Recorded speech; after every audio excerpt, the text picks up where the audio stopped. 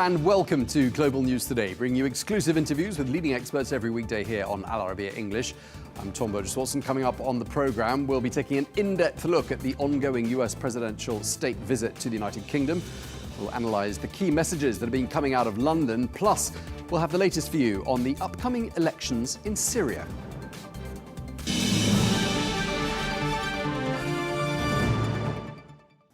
Hello and welcome to the programme. We continue our coverage today of the US President Donald Trump's second state visit to the United Kingdom.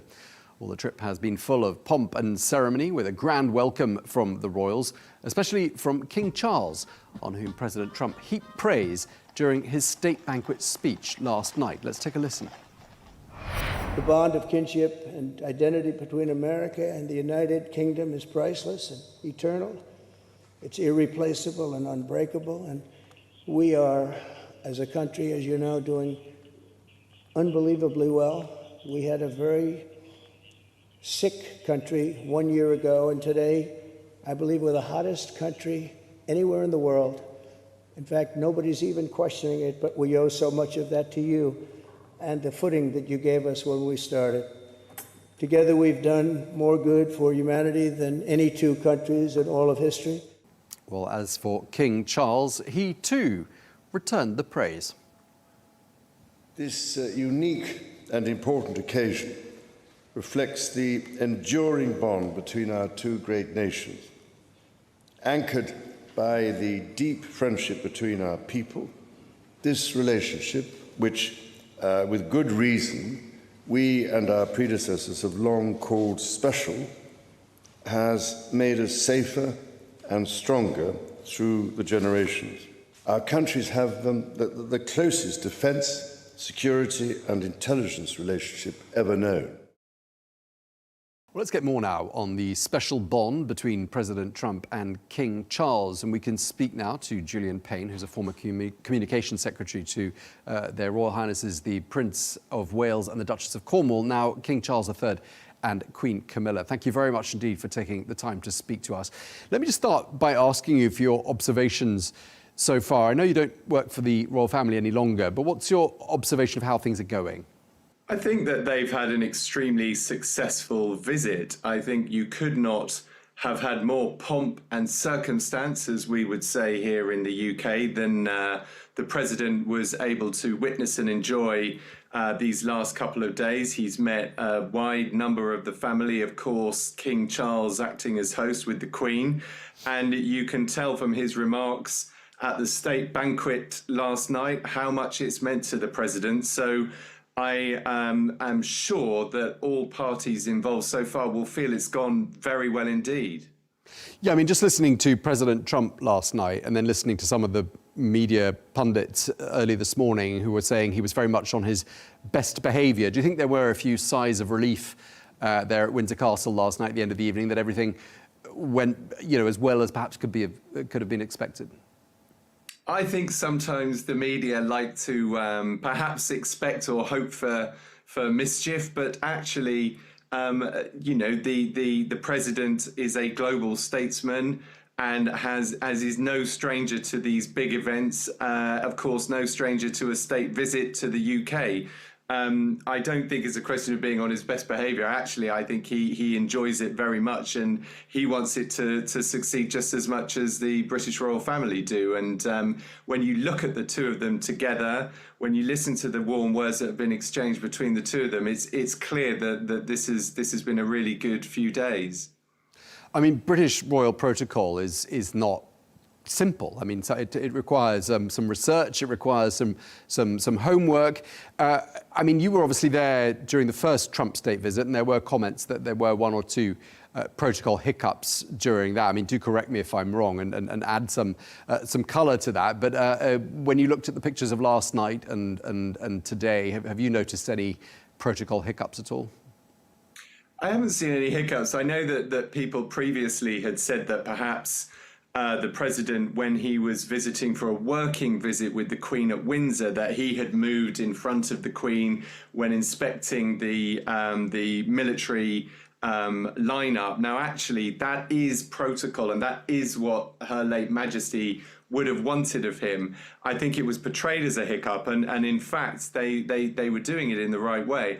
I remember when the then Prince of Wales, now King Charles, was welcoming the president to Clarence House, where the Prince of Wales, now King, lives, back for the first state visit. There was much trepidation that perhaps this meeting was going to be a showdown between the environmental prince and the oil and gas president, and they imagined that perhaps there'd be some kind of lecture from one to the other. And I remember talking to His Majesty about this and him saying, well, why would anybody imagine that I would do that? I am here to welcome this head of state on behalf of the UK. It's a state-to-state meeting.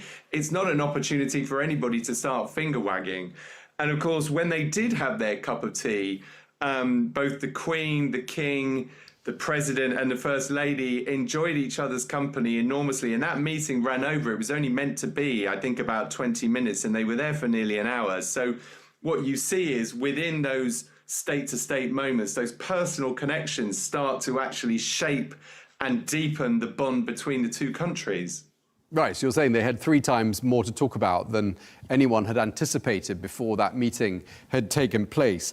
And we heard President Trump saying that King Charles is, quote, a great gentleman and a great king.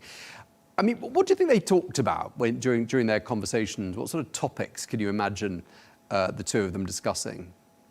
Look, I think the first thing to say is the King understands absolutely where the constitutional red lines are. So he knows what is government business and he knows what is diplomatic business. And in many ways, the King is the senior diplomat that the UK can wield on the world stage.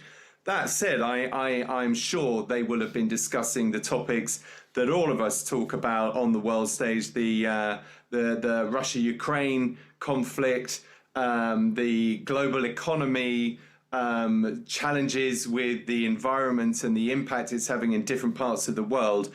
All of those things will be topics that they will discuss. They're areas of shared mutual interest. They may not have exactly the same point of view on every single one, but the ability to discuss and the ability to share views on these topics is absolutely what will be going on behind those closed doors.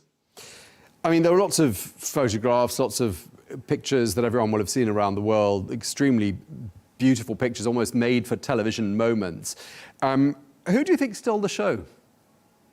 That's a very good question. I mean, personally, I always like to see the magnificent horses as they parade through Windsor Great Park. All eyes always are on the First Lady, on the Queen, and of course on the Princess of Wales. But I think it's always really interesting to see. What I look at is the body language between everybody. And I see in the relationship between the King and the President, there is a familiarity there. Don't forget, these two individuals have known each other going all the way back to the beginning of the 2000s. They first met in New York, I think, in 2005. And you can really see they have a little bit of a joke together. There is a warmth. There is a familiarity with one another. And when you're thinking about those state-to-state moments, having a connection with the individuals at the heart of it really, really helps. Just helps things to go along in a really nice and smooth way. Yeah, and they're also a sort of similar age, aren't they? Because King Charles is 76, rising 77. Donald Trump, the President of the United States, 79, rising 80. But the King has been unwell lately, and that's been publicly acknowledged. I mean, are you detecting any signs, and when you hear him speak, are you seeing him slow down a bit? I've always known him to have one speed, which is go. And the reality is what you see is a very full diary, a very full commitment of activity during the last couple of days, a large amount of time spent outdoors, on both of them on their feet, hosting receptions, hosting dinners. These are not things that you are likely to be undertaking if you are in failing health. So I actually, as I stand back now, and I don't have obviously any inside knowledge on this, but I observe that the diary is full. The engagements are packed, and I take from that very good signs. I mean, there were concerns, even as the presidential plane was arriving from the United States with those images that were projected on the walls of Windsor Castle, that Jeffrey Epstein was going to be, a bit of an elephant in the room throughout this trip, and there is a bit of a common thread with him because President Trump had dealings with him. The King's brother is known to have known him, Prince Andrew. And then Sir Keir Starmer's ambassador to the United States, Lord Mandelson, was sacked only last week. How successfully do you think they swept that story aside last night? Yeah, look, there are rarely occasions when a state visit from any individual does not garner some form of protest or other. I know that the royal household is very accustomed to these noises off, one might say. They don't dismiss them, they don't take them, they don't minimize them. They'll of course be aware of them, but their job is to, as I say, it's the state welcoming the state. So while these things are going on, I don't think they distract too much from the really important business at hand. But that's not to say that it's not important that people have a voice and have the right to share their opinions.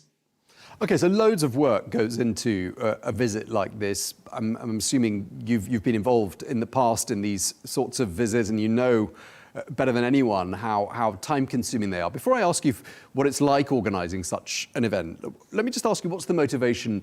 What are the hosts hoping to get in return, do you think?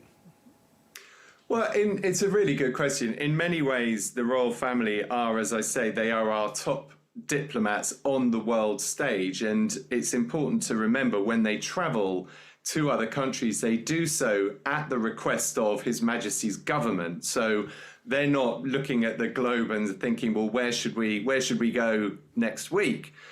These are state occasions where the King and Queen are, and the Prince and Princess of Wales are deployed at the request of the government. And they take those responsibilities of representing all of us here in the UK to the world extremely seriously. The King, as you say, he's been doing this kind of work for more than 5 decades. And, I've been privileged to witness it up close, and the professionalism with which he both delivers the set-piece moments, but also the deftness of touch when he has to handle those diplomatic moments, especially if something does go wrong, as occasionally it will do. They are a very safe pair of hands. They take the job very seriously. They don't let it close out any possibility for fun and amusement. Don't forget, they will want their guests, the President, First Lady, to be enjoying their visit, to make memories as human beings as well. So they'll be very, very focused, but they'll also be acting as hosts as any of us might do. Okay, so you were telling us that you've obviously been an insider, and you've been privy to some of what goes on behind the scenes. And in the build-up to a visit like this, clearly lots of meetings have to take place, and I'm assuming between not just British government entities, the Buckingham Palace, the government, but also with the Americans to make sure that everyone's really on the same page. I mean, can those meetings get quite heated? Are there sometimes differences of opinion? I think you're absolutely right. The preparations take months to get right. The good thing is, the royal family, their team around them, and the government, of course, has got a great deal of experience of doing these things. I must say, I wouldn't like to disappoint your viewers, but in that very British way, there may be a difference of opinion, but I never saw a sort of any temper, any emotion come into those discussions. It's not the way things are done. People are thinking through the options. They're united by a common goal of what these trips are there to do. Yes, there'll be points of negotiation across the programme. Of course there will.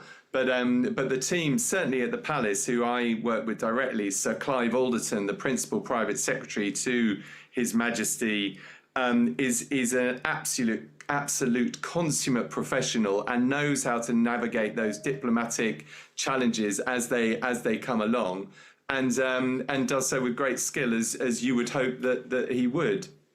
Any anecdotes you can share with us about the 2019 state visit? Did everything go according to plan, or were there one or two little things that didn't happen that, you know, the way you'd hoped they might? I remember the state visit in 2019, and when the then Prince of Wales and Duchess of Cornwall, as they then were welcoming the President and First Lady to Clarence House for tea, when people had been suggesting that perhaps there might be this showdown between the environmental prince and the oil and gas president. And the first thing that happened was there was a lineup, one of these very set-piece photographs of the portraits, so that everyone could capture it for posterity. And the room was full of people, much busier than usual, as everybody wanted to see the president and everybody was anxious about what was going to happen. And I remember just as they turned to depart and go into the room, the now Queen turned round to her team and winked at them. And in that moment, I thought, that is her to a T. It's as if to say, listen, I know everybody's terrifically worried about what may go on now when we're pouring the tea, but don't worry, you're in safe hands. We're not going to let the side down. And it really just broke the ice and actually was the beginning of a really very warm and friendly trip. Okay, I mean, that's a lovely sort of indication of the, you know, the warmth perhaps between the now Queen and the people working for her. And I just wanted to ask you lastly, I mean, supposing there had been a blunder on that trip or indeed on this trip, I mean, where would the buck stop? Again, a very good question. I like to think that if there are mistakes that you know, when I was there, that we owned them as a team. But obviously, you know, there is a high level of expectation, and those people that are running the show, whether on the US side, in the government side, or in the royal household, there will be someone at whom the buck stops. But I'm glad to say that on the last occasion, and certainly what we've seen of this one so far, everything seems to be running pretty smoothly. Okay, fair to say this is the most important engagement so far of the new King's rule, would you say? Well, I mean, you have, of course, the death of the late Queen and the accession and all of the global attention that came both on those days and the accession in May the following year. I will say they are used to the big occasion. They're very comfortable on the big stage, and yes, this is one of the big ones without a doubt. But my experience of the last US state visit, of those other big occasions, they are places where the royal family operate in a very, very comfortable way. Don't forget, he's been doing this for more than 50 years. The Queen has been doing it for getting on for 30 years. This is not their first rodeo, and I think that if I could choose a team to have out there representing the UK, of course I'm biased, but I certainly would say that they are the kind of people that I'm delighted that we have representing the UK. Okay, well, we really appreciate you sharing those insights with us. Thank you very much indeed. Julian Payne, former press secretary to the British royal family. Thank you very much indeed.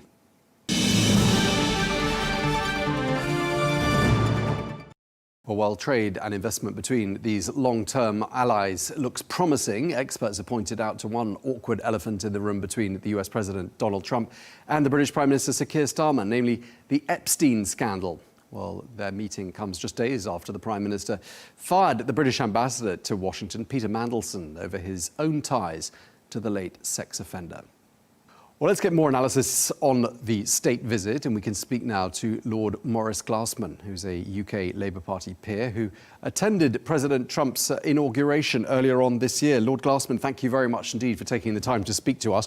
Let me just start by asking you this. What are your observations of the state visit so far? How do you think it's gone? Really, very, very well indeed. It turns out that Trump and MAGA have an affection for my country, particularly for England, but for Britain generally. And once again, having a royal family is an enormous political asset. King Charles and Queen Camilla have charmed them. There's a genuine, really good feeling in all this. And how do you rate King Charles's diplomatic skills as sort of diplomat-in-chief as he looked yesterday? I mean, exemplary. I mean, republics have got no idea. You have a king, you've got a focus of solidarity, you've got a continuation of tradition, and I think King Charles just was exemplary in simultaneously stressing. He called the United States and Great Britain, he called us kin, that we were kin. So he established a family relationship. And then he had the courage to say, but we will support Ukraine come hell or high water. So simultaneously, he cemented the relationship and he strengthened our autonomy. So it sounds like you're saying that having a monarchy gives the UK a bit of an edge over perhaps some other countries that don't have them. Of course, this is the glory of our tradition. We are simultaneously democratic and monarchical, and it works perfectly for our people. And I urge people in Saudi Arabia, don't give any thought. Look at Iran, they're a republic. What a nightmare. Look at Iraq, they're a republic. What a nightmare. But you have a king and you have a monarchy, so that gives you the freedom to strengthen democracy, not to weaken it. Okay, now in the run-up to this state visit, there were, of course, the headlines that I presume the organisers of the state visit found quite tiresome, that wouldn't go away, with regards to Jeffrey Epstein. And now you were one of the people to have warned the British government against the appointment of Peter Mandelson as British ambassador to the United States. And of course, he was sacked last week. Why were you so sure he was the wrong man for the job? Well, because you shouldn't have anything to do with paedophiles. I mean, it's just morally wrong. And plus, this Jeffrey Epstein was like the apex of a whole theory in America around QAnon about paedophile rings. It was just much too toxic. Now, I just want to say as well, Peter Mandelson is the supreme politician of the last 40 years. He created New Labour. He negotiated the Good Friday Agreement with Northern Ireland. He went to America and he negotiated a very good trade deal. He's an immaculate politician, and deal maker as well. But he's got demons, and those demons have brought him down again. This is the third time he's had to be removed from office. Okay, so when you flagged this up to people, presumably in Downing Street, and you expressed your objection and your reservations about him being Britain's man in Washington.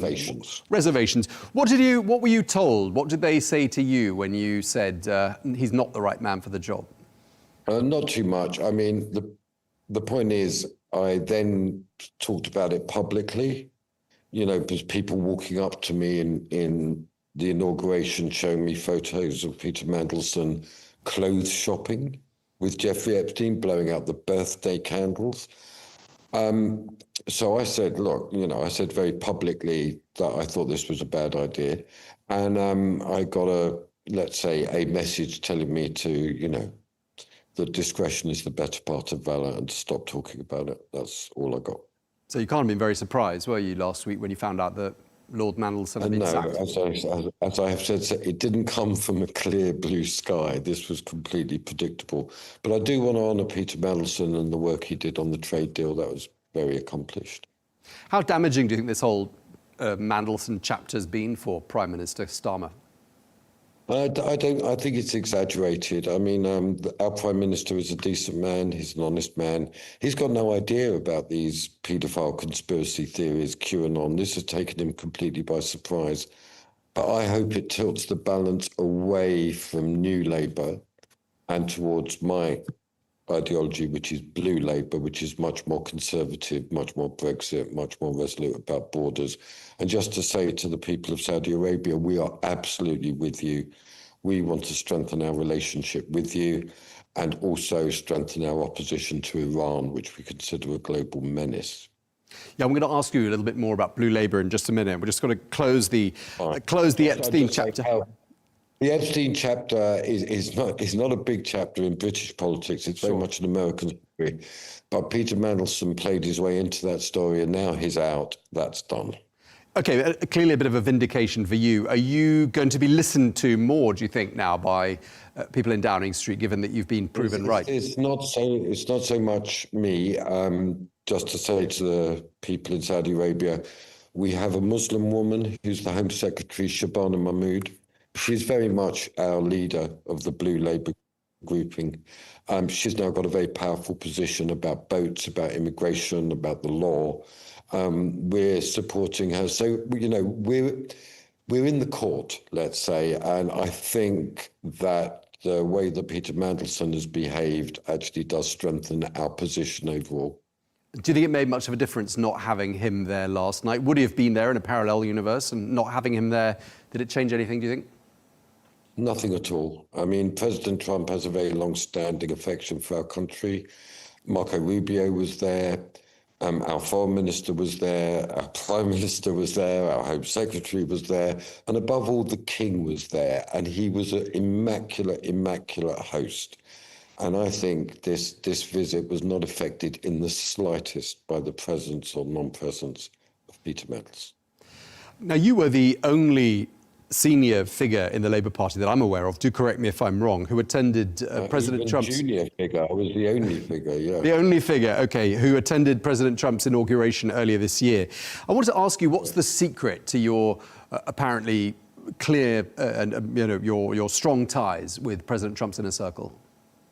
Well, I think there's two. The first is that I'm a writer, just to let people know. In England, politicians also write books. And J.D. Vance liked one of my books. So we had an exchange. I had no idea who he was, you know. And at the time, we were talking about rebuilding the New Deal coalition in the Democrats, just to let you know how life goes. So that was one side. The other side is I'm not a socialist. I welcomed the election of Donald Trump because it's the end of globalization. I want to see strong democratic nation states. I want to see nations go their own way, be themselves, do their own thing. You won't have me giving lectures to the Saudi people on how they should be. I just want the friendship and a mutual respect. So the combination of those two things meant, I think, that they viewed me as a much more friendly force, you know, within Labour. OK, so you've got these close ties with the Trump administration, notably Vice President J.D. Vance. I've also and Steve Bannon. And Steve Bannon. I was going to mention Steve Bannon as well. Do you think, is Nigel Farage, who obviously heads up the Reform Party, is he someone who's obviously in President Trump's orbit, is he someone with whom you engage? Every week I talk to Nigel Farage regularly. I think that Nigel Farage and Peter Mandelson are the two biggest political figures in British politics in the last 40 years. Peter Mandelson created New Labour, delivered the Labour Party to Thatcherism and globalisation and free trade and all that. A huge figure, Peter Mandelson, and so is Nigel Farage. Nigel Farage, very lonely figure. He more than anyone else is responsible for the Brexit referendum and for leaving the European Union. I respect him very much. OK, and just lastly, I mean, how well, just looking at the pictures today, how well do you think President Trump and Prime Minister Sir Keir Starmer get on? You know, I think President Trump views himself as a king.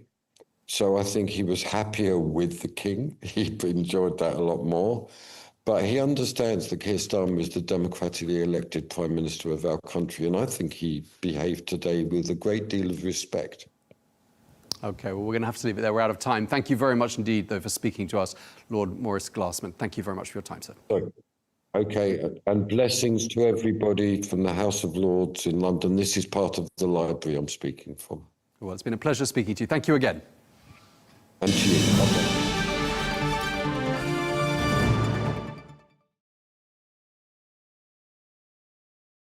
Now, after what's been described as the largest military ceremonial visit for a British state visit, today's focus for President Trump is more political. Well, on the second and final day of his visit to the United Kingdom, he's been holding talks with the Prime Minister, Sir Keir Starmer, at his country residence Chequers. Well, under discussion, Ukraine, Gaza, technology and trade. Let's take a look. In so many ways, this story is a story about enterprise. The US is our single biggest, largest trading partner. The deals and investment that you're announcing today break all records. What a day. £250 billion flowing both ways across the Atlantic. It is the biggest investment package of its kind in British history by a country mile.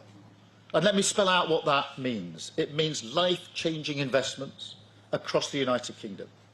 It's expected to create 15,000 jobs in Belfast, in Birmingham, Hartlepool, the Humber, and well beyond.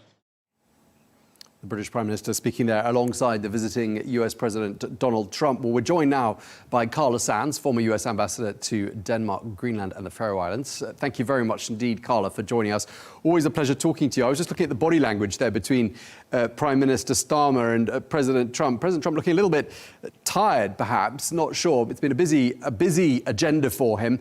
But overall, how would you say things have gone so far on this trip? It's incredible, Tom, to see the good relationship between President Trump and Keir Starmer. Literally, people from the UK were talking to me back in 2016, right after the election. We want to get a trade deal done. It took this long because even though there was a conservative government in the UK at that time, they could not get that deal done. There was inside politics happening. And to see this trade deal happen, that there will be thousands of jobs in Great Britain, thousands of jobs in the United States, is a great day for, I would say, the working people of both of our countries. Yeah, I mean, impressive pictures. It looks like they really pulled out all the stops. We're being told it was the largest military parade for a state visit in living memory. Obviously, a huge security operation. And then yesterday, it was all about those gun salutes. There were the mounted horses, the bagpipes, the glittering dinner, the jewels, the tiaras. How do you think President Trump likes the hospitality laid on by King Charles? I think it's showing respect to the leader of the free world. And we are our language in the United States came from England.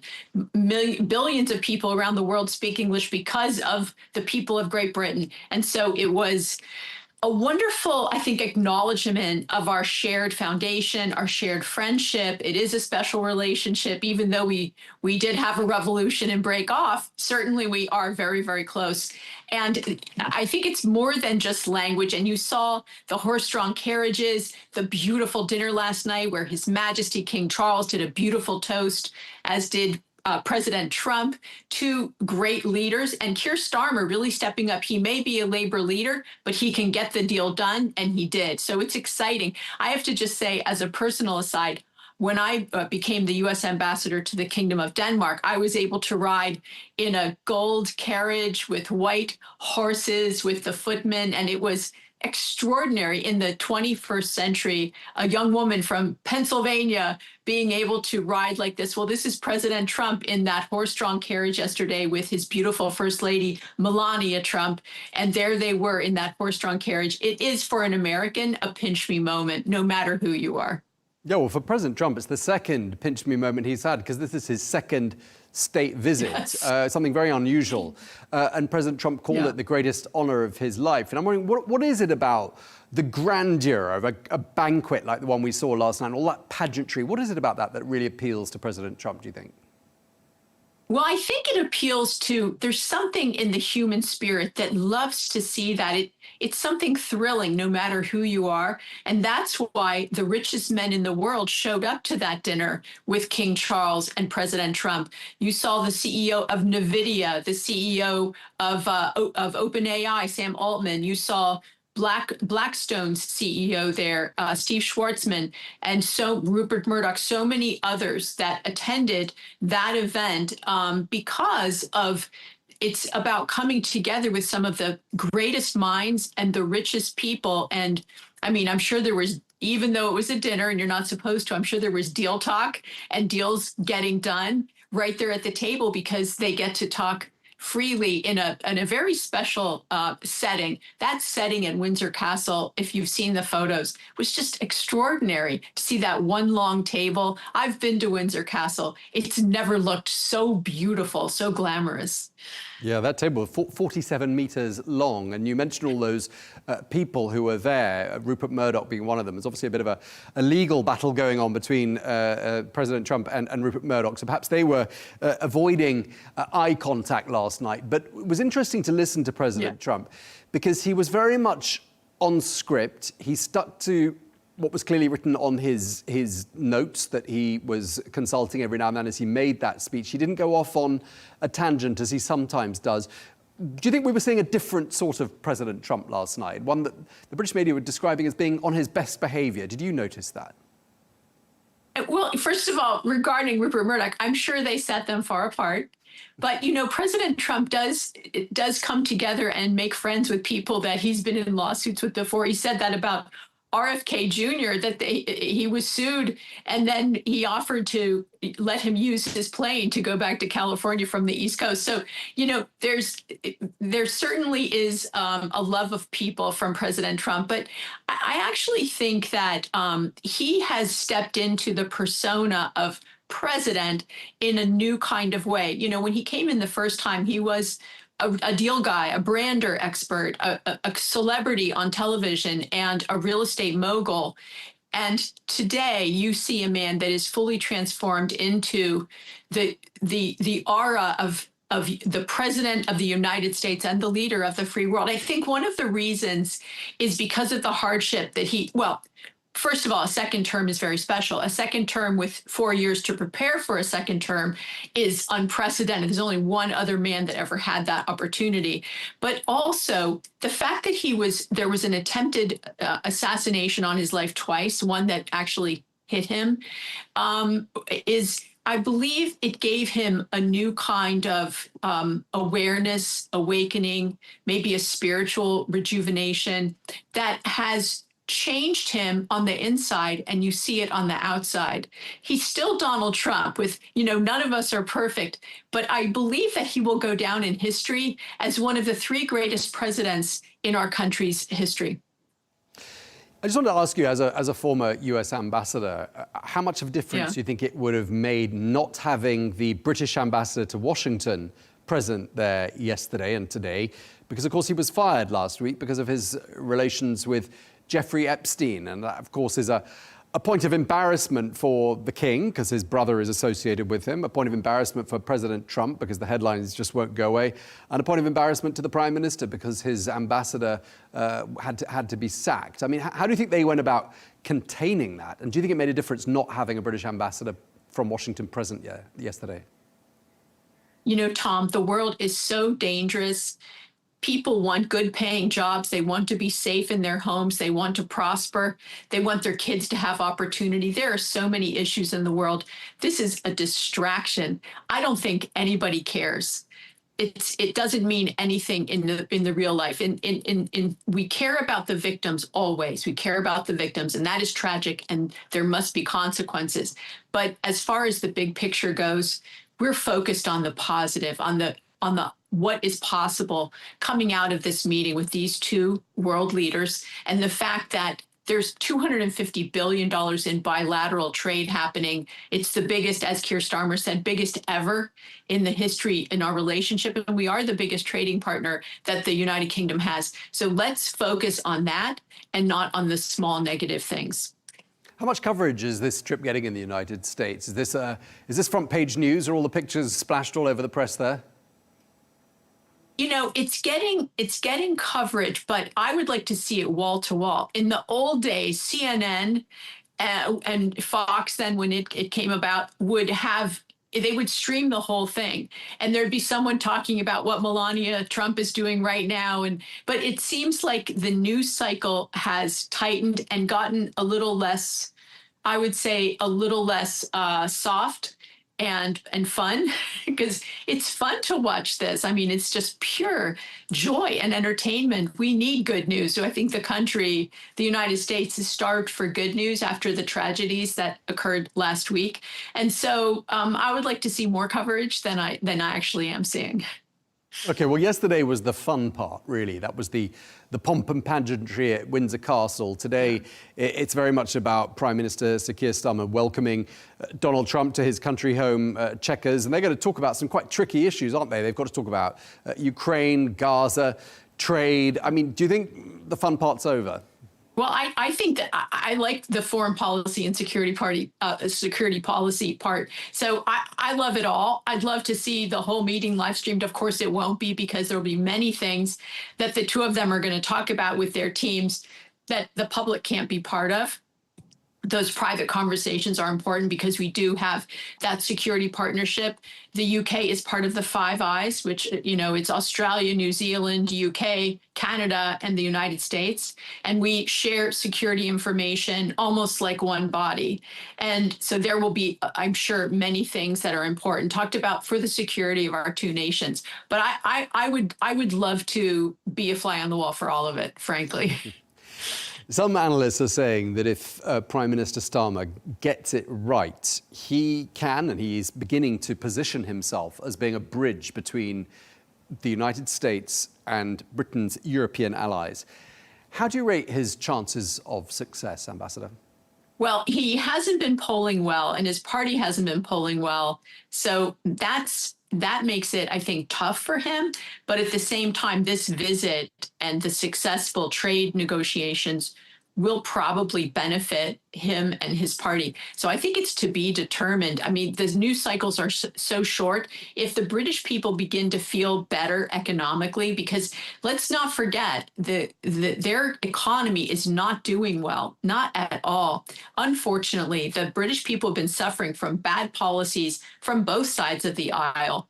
And there's been like an economic wet blanket on the people. You could say that bad, first of all, bad business policies, but also bad energy policies that have caused the cost of energy to skyrocket. The people in the UK pay about 3 times as much as Americans pay for their energy, just for example. And then there's the GDP per capita. In the UK, the per capita income per capita is less in the UK than it is in the poorest American state of Mississippi.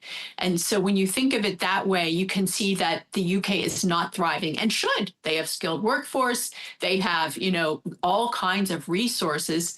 It's just about bad government policy that's really been strangling the businesses in the UK. Yeah, sure. And certainly Prime Minister Starmer will be hoping that this up until now, successful state visit is going to give his polling numbers a bit of a boost. And we were saying earlier on that, Prime Minister Starmer being from the left, the Labour Party, and President Trump being from the Republican Party, doesn't make them natural political bedfellows, does it? But what do you think President Trump makes of Sir Keir Starmer? What do you think he thinks of the man, Keir Starmer? Well, it's interesting you asked that because I look at these two, and President Trump had center-right government in the UK in his first term, and really they didn't work together well. I think they weren't interested, as a matter of fact, from the UK side. But today the UK says we need the United States in order to have success. So we're going to cooperate. We're going to put the politics aside. That's what I believe is happening. That's my personal opinion. And so when you look at a president who's center-right and a prime minister who's center-left come together, and it seems like a great personal relationship, getting things done on behalf of both of their country's citizens, it is such a win-win that I'm really encouraged. I'm so happy to see the UK do this, and I hope that they'll look to Trump, believe it or not, as an example. Better energy policies, unleashing the UK energy, because they have energy, they have coal, and they have natural gas. If you remember Liz Truss just several years ago saying, well, we should bring fracking to the UK, and she was sacked. But it is actually a really clean way to use domestic energy, and it's cheap. So there's ways to do that, and then decrease regulation on businesses, control their migration, make sure that the government is working for the people and not suppressing the people's rights in the UK, because that is happening. Their free speech is greatly under attack by their own government. And just going back to the personalities of the two men, Prime Minister Keir Starmer, President Trump, we were talking yesterday to Mick Mulvaney, former Chief of Staff to President Trump, and his interpretation is that Sir Keir Starmer is perhaps the closest of all Western leaders to President Donald Trump. Would you agree with that? Well, I think that they do have a really good relationship. I understand that he calls Keir Starmer, that they have conversations, in an informal way. I do think that Giorgia Meloni has also had a pretty good relationship with him. President Trump wants a good relationship with every world leader. He knows that that's important, that he can pick up the phone and talk to them and sort things out. So I think if you look at Keir Starmer, the fact that they share language, I think, is helpful. The fact that Keir Starmer has been actively working to increase the economy of the UK. We need our allies to have strong economies, and we don't want them to fail. We want them to succeed and flourish and be secure. You can't have a strong defense if you don't have a strong economy. And therefore, it is in all of our best interests that they have a great relationship. I mean, they're very different people and a generation apart, but it does seem like they do really get along well. And I don't see any friction between them whatsoever. And that is really encouraging. I just hope that that can be the same around the world with every world leader. Wouldn't that be a better world? Yeah, well, actually, the King of England and President Trump are only three years apart. So perhaps they found a little bit more common ground in terms of generational divides. I mean, clearly the hosts want something in return for all of this show and the warm welcome they've given. We've talked a bit about trade, but do you think the British will achieve what we can assume their goal to be, which is to get some commitments from President Trump with regards to Ukraine and perhaps bring Israel sort of to the table to discuss the situation in Gaza? I mean, do you think the British will succeed in winning President Trump over on either of those two scores? Well, I don't speak for President Trump, but my awareness, my understanding is that President Trump is not happy with Israel and what has occurred. But I do not believe that he's going to do what other countries ask him to do. Regarding Ukraine, the American voters, his base, will not accept money going to Ukraine or American boots on the ground. They are willing, I think, to let European buyers buy our equipment and give it to Ukraine. But I think that they should get the money first because, you know, these deals are sometimes a little fuzzy. But I do think that they will be talking about important issues beyond the economy, of course. The issue of the Ukraine-Russia war is just so awful. And President Trump has now asked the Europeans and the UK to put 100% tariffs on Chinese goods. He's asking for tariffs on China and on India, but he wants to do it with them, not without them, because it won't work if we only have one bloc, the EU or the US, do this. But if China feels the pain of high tariffs, they will stop funding this war and the war will end the next day. Because Russia can't prosecute this war against Ukraine without China's help. China is actively assisting Russia in this effort. And so my hope will be, and I have talked to leaders from some of those EU countries within this week, please go along and work with Trump on this, because this is the only way to end the war. And what I'm getting back is we're not really sure that we're willing to do that. We think that you'll take advantage and get a trade advantage if we put that big tariff on China. But the deal has to be that we come together as two huge blocs, the EU and the US, and put those big tariffs on China. India already has tariffs from the US because of the oil, but China is the key, not India. I mean, they're both important, but the biggest deal is China and how they're funding this war. So my hope is that all nations will come together. Okay. All good nations, and go against China's funding of this war. Okay, and just lastly, and briefly, if you will, I mean, do you think that events like the one we saw at Windsor Castle last night, this grand dinner, you know, somehow give the British a bit of an edge over other countries that don't have castles and monarchs and all the rest of it? Would you buy into that argument? Not at all. This is a one-off, very unique. We are the children of Great Britain. The American people are, you know, they're our cousins, if you will. But President Trump is an equal opportunity deal maker. He wants deals around the world. You could see that in the incredible visit he made to Saudi Arabia, the UAE, other countries in the region, stitching up deals. And a lot of it was around AI and chips, and that's the same here in the UK. So I know that he wants to work with every nation around the world, and certainly nations that share values even more so. So I think he's an equal opportunity deal maker. Let's get deals done and let's increase the prosperity of the people around the world. Okay, well, we're going to have to leave it there. Thank you very much indeed. Ambassador Thanks so Carla much, Tom. Sands. Good to talk to you.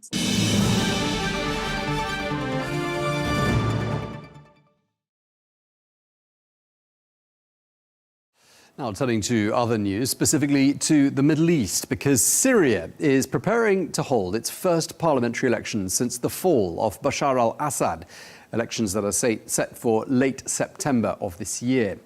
Well, 1/3 of the 210 seats will be appointed by the Syrian president, Ahmed al-Shara, with the rest to be elected. Well, there are, of course, multiple challenges in Syria, and we're going to be discussing some of them with our next guest, who is Nawar Najma, the Syrian spokesperson for the Higher Committee for People's Assembly Elections. Thank you very much indeed for taking the time to speak to us. These are, as I was saying, the first elections since the fall of Bashar al-Assad.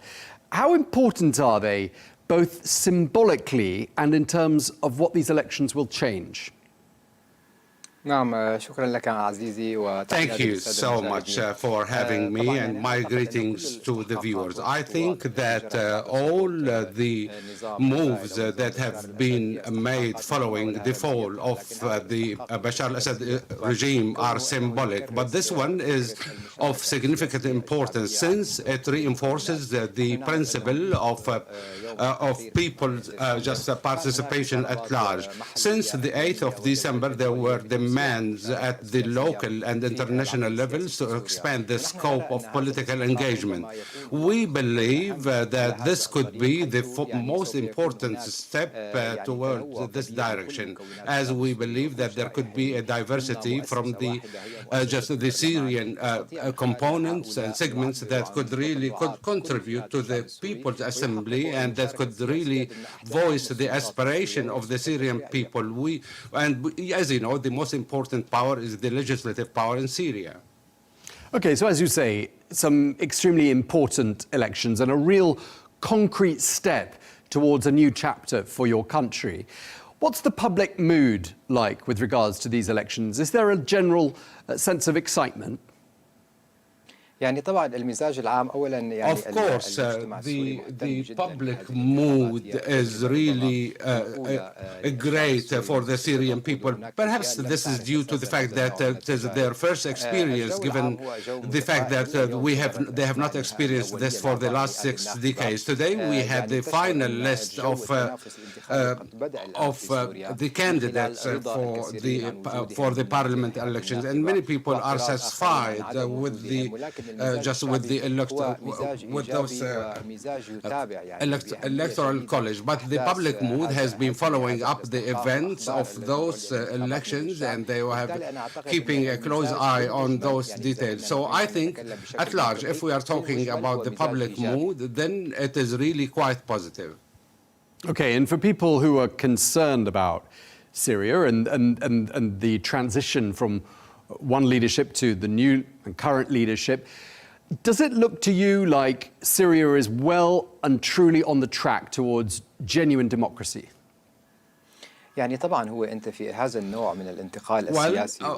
those kind of political transition, we are talking about radical changes here. Of course, this always comes with some kind of concern, because the changes always come with some kind of concern. But this concern is diminishing step by step over the last 8 months.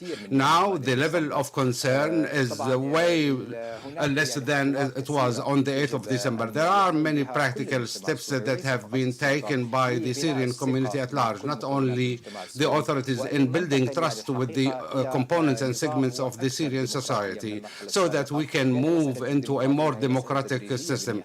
The question of democracy will happen gradually, and that's why we are taking cautious steps and maybe slow steps at times, but to ensure that they are safe. We need a democracy that would really suit the Syrian society. But what we are doing today is a genuine step for building a democracy that could resemble the Syrian community and the circumstances that they have been through. Obviously, Syria is a country made up of many different groups, ethnic groups, religious groups, and Syria has been in the headlines these last 11 or 12 months regarding incidents involving these minorities, whether it's the Alawites, the Druze, the Christians. With regards to these elections, what's being done to make sure that all of those different groups are represented and their voices are heard?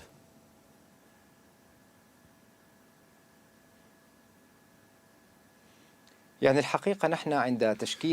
a matter of fact, when we started the Supreme Electoral Commission for the People Assemblies, we have taken into account the ethnic background of all those provinces so that we are fair. We have seen a great enthusiasm from the Syrian people toward the People Assembly.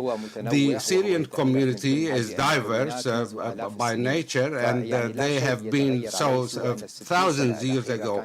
Nothing changed except for the fact that over the last 6 decades there was just a propaganda of the authoritarian regime of Assad. Now they are just getting their nation back, and that's why the reflection of the representation of all those components and segments, of course, will give them the fact that the opportunity to have just a political participation, and this will be this will be ignoring any kind of ethnical division that they lived in the past. Okay, and it was confirmed a couple of days ago that, I mean, obviously given the situation in the south of Syria, in Suwaida, which is of course home to a Druze majority, elections unfortunately doesn't look like they're going to take place there. I mean, do correct me if I'm wrong. Will elections be held there eventually? Why can't they be held now? In fact, the elections will not be held in Suwaida, and the reason is due to the fact that those kind of elections would require a kind of transparent and safe environment, which we are missing now in Suwaida. And with the fact that there are just armed controls that are outside the control of the government of Damascus, and that they are controlling the situation in there. So the problem in Suwaida is not a problem with a certain sect, but rather with a certain factions of this sect that they are taking control in there.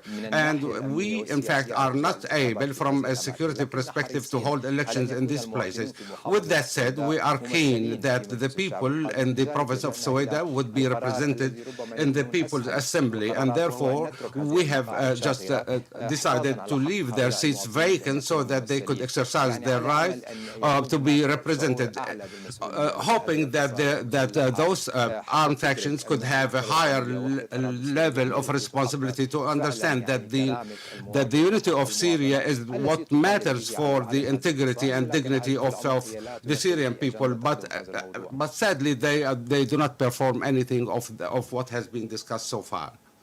Okay, so that Suwaida is one place where elections are being postponed or not being held. Also, Raqqa and Hasaka are other places that are going to see a postponement of elections. So in all, about 10% of the council seats are not going to be elected during these elections because of various security issues. I mean, it does mean, doesn't it, that we can't say that Syria is fully on track towards democracy.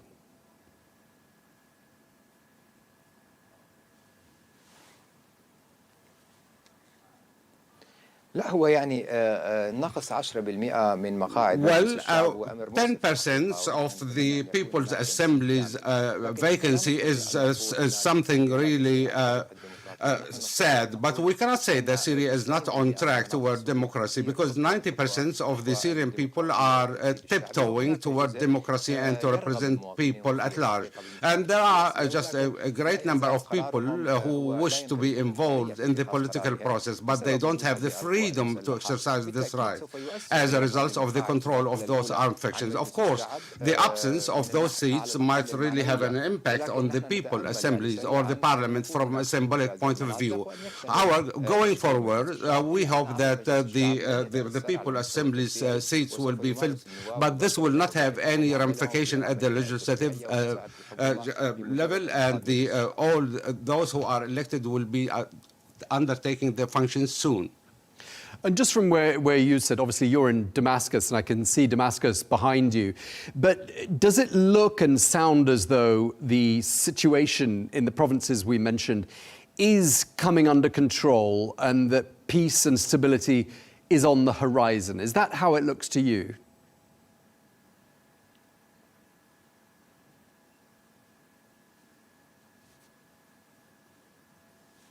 يعني الحقيقة أنا يعني كنت أقول دائما إنه يعني I have always been saying and even calling on those people who are living abroad, whether they are Syrians or just the media outlets, to look at Syria from within. It is really sad that the people in Raqqa and Suwaida do not just entertain the security status that we have it in other areas which are under the control of the legislative government in Damascus that are living in peace and calmness. And we could see some signs of improvement of economic conditions, which gives us hope. We hope that this will apply to all other provinces. As far as Suwaida, Al-Hasaka, Raqqa, the military factions do not just deprive the people from their political involvement only, but rather just to, but also to hop on the train of developments that have just started in Damascus and Syria at large.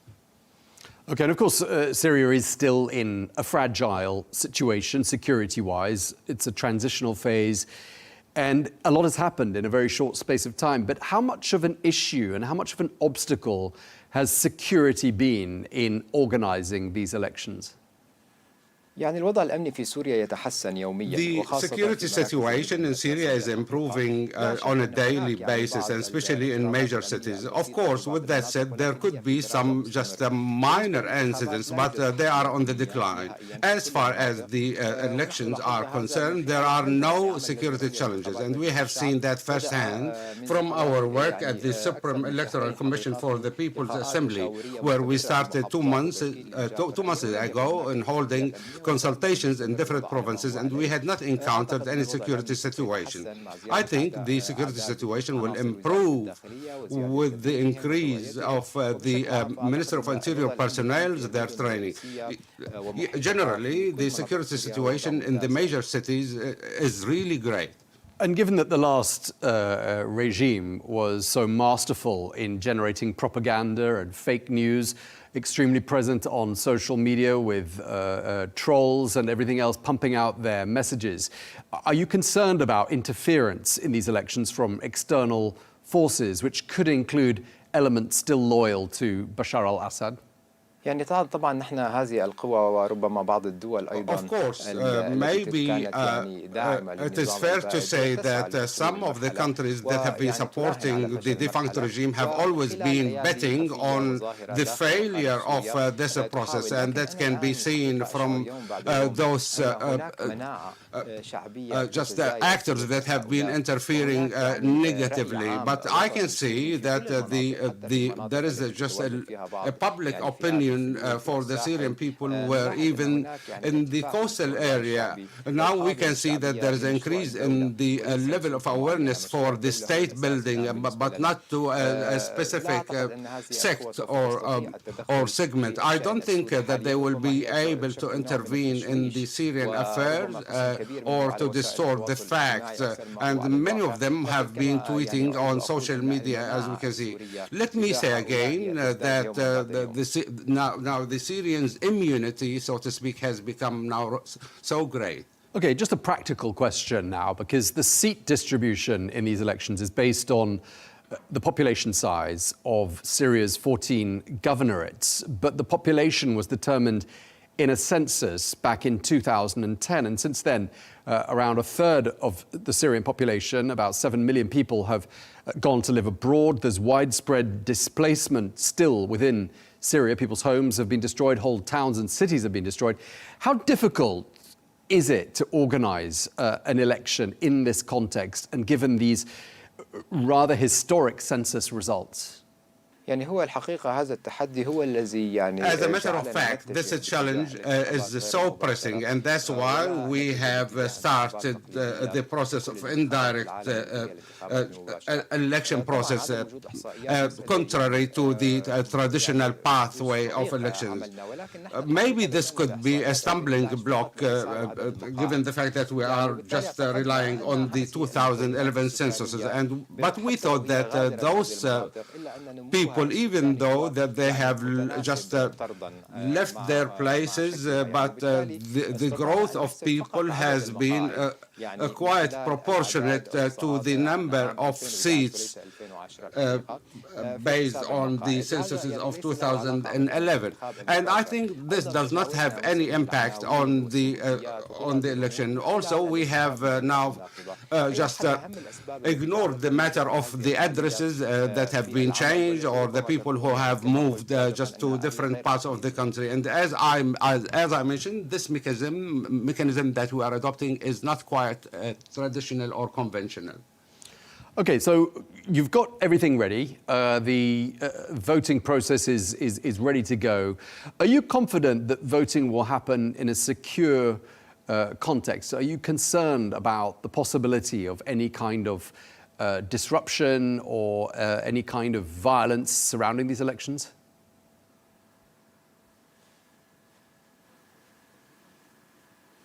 يعني أنا أتوقع أنه نعم سوف تجري الأمور بشكل آمن. I think things will just go smoothly.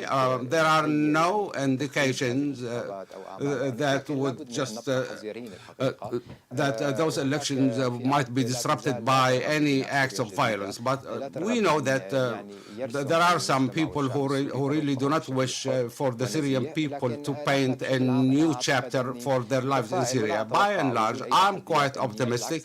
And I don't think there would be any security challenges, but rather things might just go quiet, smooth sailing, and it would be different from the elections that we had in the past. And from now, we can see that states media, that media outlets from different parts of the world have started just to come to Syria. This will be a milestone, a historical event to hold those elections given those circumstances. Yeah, and obviously very different from elections that were held whilst Bashar al-Assad was running the country, because he tended to win an extremely implausible number of votes, didn't he? Very often winning 80, 90% of the votes in elections like these. لا طبعا يعني هو أساسا لم يكن هناك انتخابات في سوريا كان هناك حفلات التنازل. Honestly, there were no elections. It was just a part of the tyranny of the Assad regime, and they have always focused on form and not content, and there were no genuine elections over the last 6 decades. What we have seen is that it was a kind of reinforcements for the principle of tyranny of the Assad's family. But now things have changed. Maybe the mechanism is just not conventional as mentioned, but it will be a political process that will really help us just to have this legislative power that will be paving the way for the upcoming phase. Okay, Mr. Najma, when can we expect some results to emerge from these elections? How long will it take to tally all of these votes? لا هو ظهور النتائج سيكون سريعا جدا. I think it will happen quite fast. So the elections will be held before the end of September, and we are quite hopeful that with the early beginning of October that the People's Assembly has started its sessions. Okay, and just lastly, I want to ask you about a visit today by the Syrian Foreign Minister to Washington. Foreign Minister Asad al-Shibani is there. It's the first visit to Washington by a senior Syrian official in 25 years. What do you think that indicates about where Syria is today? يعني الزيارة اليوم والزيارة المرتقبة أيضا. Mr. Shibani's visit to Washington and also the president's visit to the United States means a comeback of Syria to its natural place in the international community, and also having those political figures representing the Syrian community. And this is really an evidence that the Syrian government would love to have have a normal relation with all the neighbors and the countries of the world at large. And now Mr. Shaban's visit to the United States has got many symbolic dimensions and political dimensions, which mean that the Syrians and the Syrian government are quite keen and eager to have great relations with all countries, including the United States. And this is the new Syria. In fact, this is the new Syria that is aspiring for peace. Okay, well, we wish you well with the elections, and we wish Syria and the Syrian people all the best with this new and exciting chapter. Thank you very much indeed, Nawal Najma, Syrian spokesperson for the Higher Committee for the People's Assembly election. Thank you very much indeed. شكرا جزيلا لكم.